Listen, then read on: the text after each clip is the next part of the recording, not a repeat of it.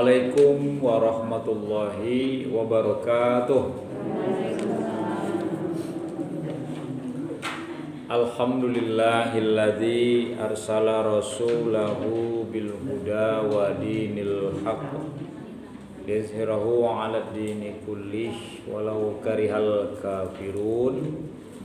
Asyhadu an la ilaha illallah wahdahu la syarikalah wa asyhadu anna Muhammadan abduhu wa rasuluh la nabiyya ba'da. Sesi kali ini yaitu tema yang saya bawakan, cara menjauhi sifat dendam gitu ya. Jadi ini berkaitan dengan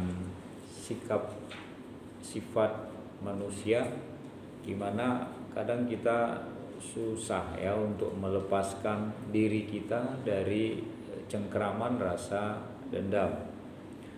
Kenapa manusia itu punya rasa dendam ya? Karena memang itu salah satu sifatnya manusia, dan itu kalau kita punya sifat itu ya manusiawi. Yang tidak manusiawi atau tidak normal adalah kalau kita membiarkan diri kita berada dalam sifat tersebut, sehingga kita akan memperbanyak musuh kita, akan menyimpan sifat buruk ini, dan itu akan merusak kepribadian kita. Sebagaimana kita ketahui bahwa dendam itu sendiri adalah kemauan dari diri kita untuk membalaskan ya sesuatu kepada orang lain agar hati kita puas. Itu tuh sifat dendam. Jadi ada keinginan dari diri kita untuk membalaskan sesuatu kepada orang lain karena kebencian kita kepada orang itu.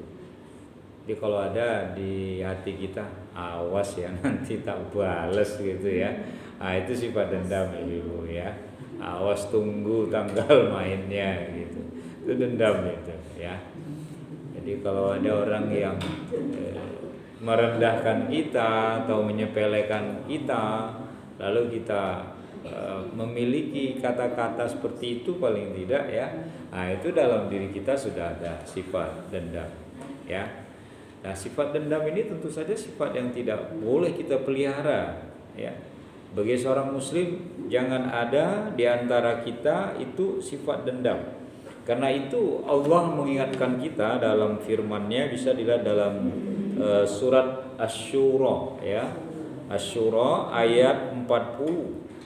Allah mengatakan wa jazaa'u sayyi'atin sayyi'atun mithluha faman 'afa wa aslaha fa ajruhu 'ala Allahi innahu la yuhibbuz zalimin. Apa kata Allah? Balasan suatu keburukan adalah keburukan yang setimpal. Jadi kalau kita melakukan sebuah keburukan, Allah akan membalas keburukan pula atas perbuatan buruk yang kita lakukan. Tapi kata Allah, akan tetapi siapa yang memaafkan.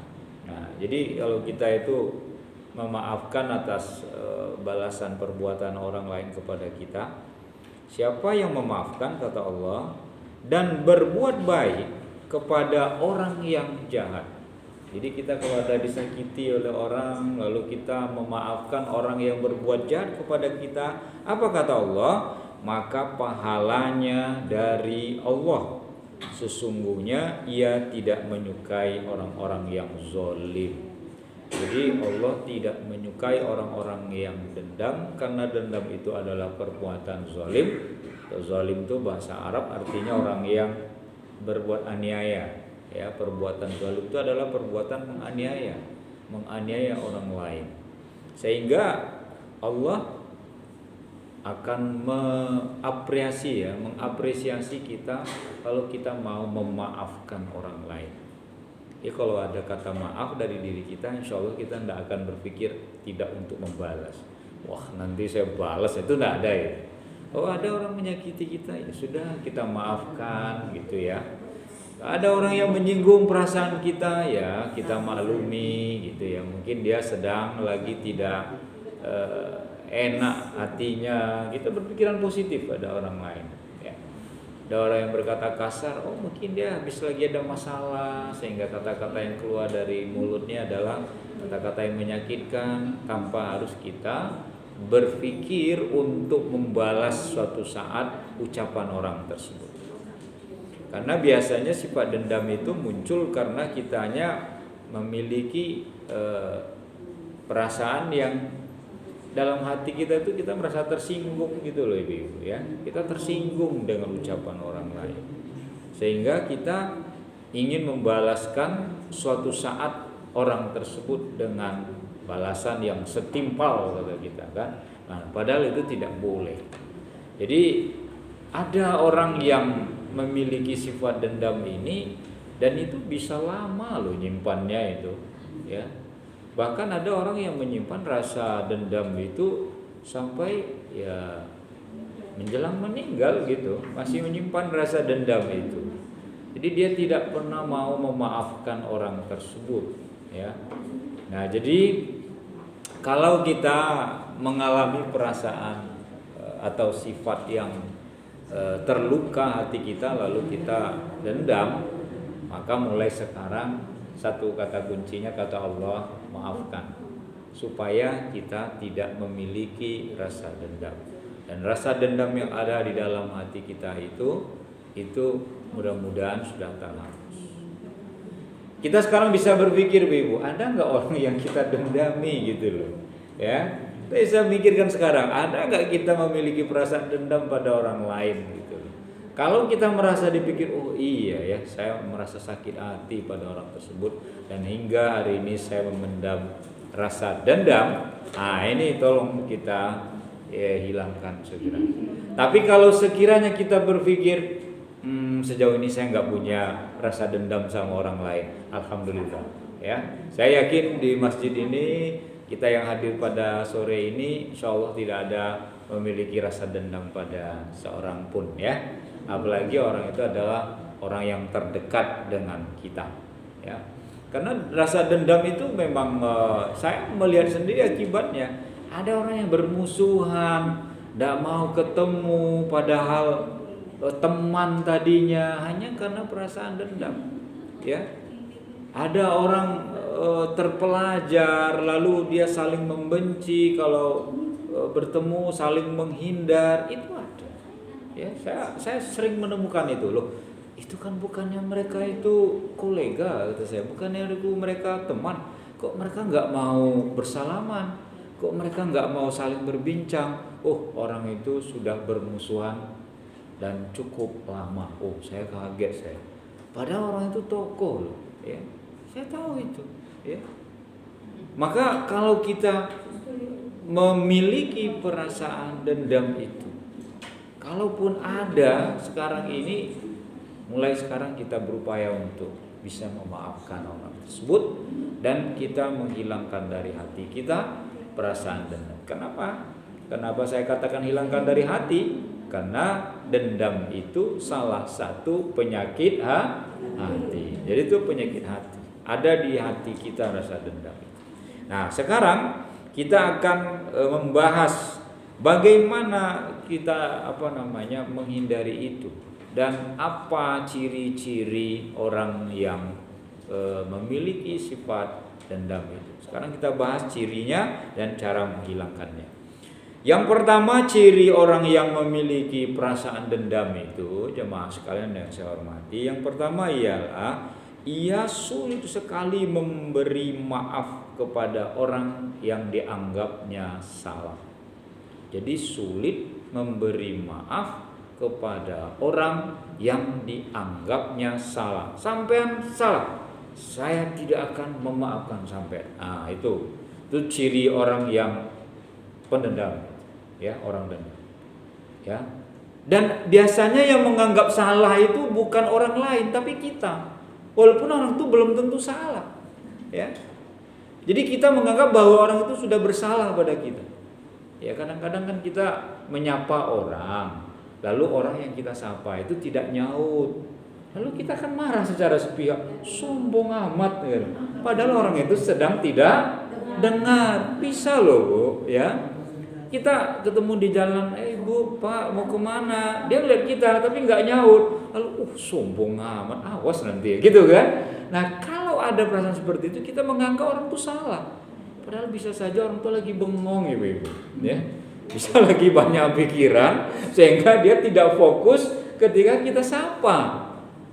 Mungkin ibu pernah ngalami, ya. Saya juga sering ngalami seperti itu. Orang yang menurut saya kalau saya sapa dia nyaut, tapi ketika saya sapa dia cuek saja gitu loh. Dan itu biasa. Tapi kita nganggap salah. Sekarang dia sombong ya. Saya sapa nggak mau nyaut. Apalagi kalau seandainya orang itu memiliki sesuatu yang menurut kita bisa dibanggakan, mentang-mentang gitu kan, kita biasanya mengucapkannya kan, mentang-mentang begitu sekarang dia sudah sombong. Ciri perilaku dendam yang kedua yaitu memiliki emosi yang tinggi dan mudah tersinggung. Nah, ini Bu ciri-cirinya yang kedua ini.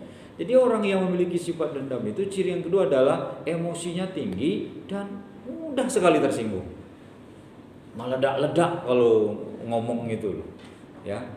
Jadi kalau ada orang yang salah, kalau ada orang yang menurut kita tidak betul dalamnya, kita tidak perlu dengan emosi menyautnya, gitu kan. Tapi kalau kita sudah dengan kata-kata menghardik begitu ya, wah kita kan kadang-kadang kaget nih orang ada etikanya apa enggak gitu kan. Jadi waton nyaut ya gitu ya, waton ngomong, dan biasanya ucapan-ucapan yang keluar dari mulutnya itu adalah ucapan-ucapan yang menyakitkan orang lain. Kenapa? Karena orang seperti itu biasanya mudah emosi, mudah tersulut emosi, ya. Maka belajarlah kita untuk menghadapi siapapun itu dengan sifat tidak perlu kita emosi, tidak perlu kita meninggikan omongan kita, tidak perlu kita meladeni orang-orang tersebut, ya. Walaupun memang berat seperti itu, ya. Tetapi beginilah Islam mengajarkan kita. Ketiga, susah diajak berbicara dengan baik. Ya, jadi susah diajak bicara dengan baik itu maksudnya apa? Kalau bicara dengan baik-baik itu dia tidak mau. Kamu tahu apa? Sampean tahu apa? Enggak usah ngajarin saya gitu kan.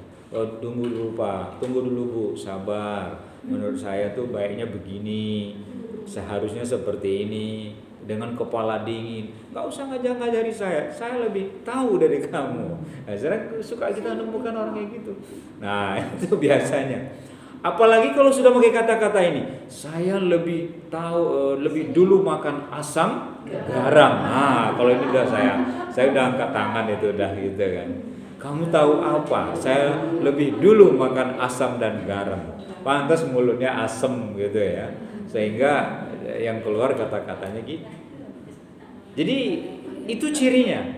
Maka kalau orang-orang yang pendendam itu tidak bisa diajak komunikasi dengan baik.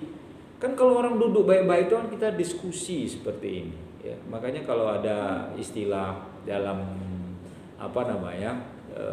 kehidupan sosial masyarakat kita, kalau ada masalah sesuatu itu dirundingkan, dibicarakan dengan kepala dingin. Nah itu yang baik.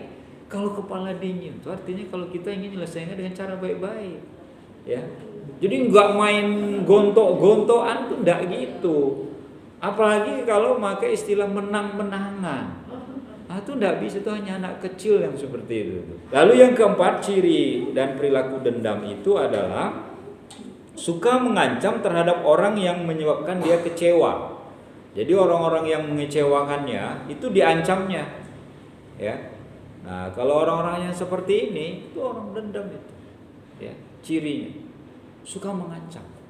Ancamannya, kalau kamu melakukan itu, ingat, saya akan membalas lebih keras dari itu. Nah, ini kan ngeri itu kan ancaman kayak gini kan. Kamu melakukan seperti itu, kamu tahu nggak? Saya ini siapa? Jangan coba-coba melakukan itu. Itu ancaman.